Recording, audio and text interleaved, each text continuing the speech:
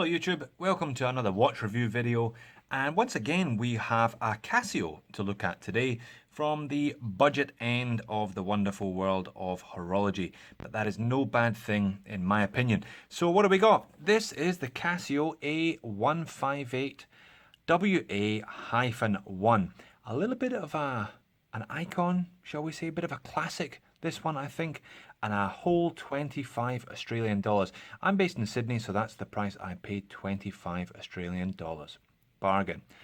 Right, we're going to have a look at the watch, have a look at the specifications and features, then I'll tell you why I bought the watch, and then discuss whether or not I think you should buy this watch. So, as I said, it's the Casio A158WA-1.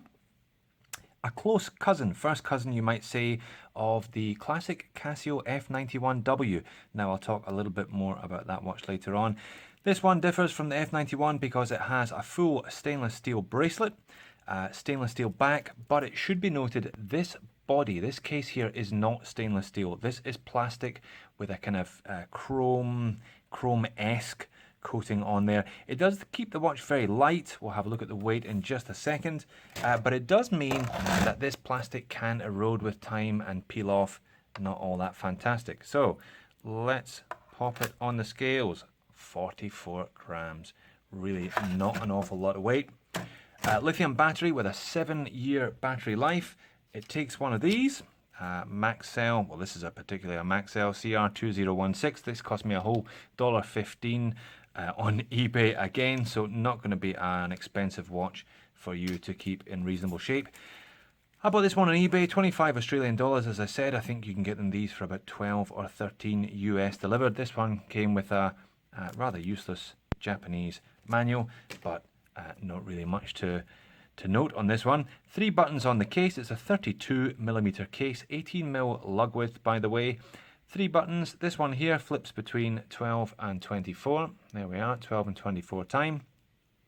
This one is a light, but it is probably the most pathetic light you can imagine on a watch. And this is where the action's at, this third pusher here. Alarm, stopwatch, start, stop, reset. And then if you leave it for a third time, you've got the option to set the time there, as you can see. How do I know this watch is genuine? Well, if you hold down this button for 2 or 3 seconds, there you are, pops up with the word Casio. Also, if you hold down all 3 of these buttons, I saw it on another YouTube review video. There you are, it does an LCD test, lets you know if the screen is working. All right. So let's have a look at it on the wrist. I've got a 7-inch wrist, and I think it's small, but it's perfectly formed, really has that 80s retro appeal. The shot that I've used in this video is from a 1984 Casio catalogue, and you know, really this watch is an identical carbon copy of the one that they've been selling now for nearly 40 odd years. So why did I buy this watch? I bought this watch because I used to have an F91W. It was okay, but I didn't see much wrist time. Sold it to a friend, and I was watching Trainspotting 2 a couple of weeks ago, and I swear Sick Boy was wearing none other than this Casio 158. So I had to buy myself one, and for $25, really, there's not an excuse why you can't buy it.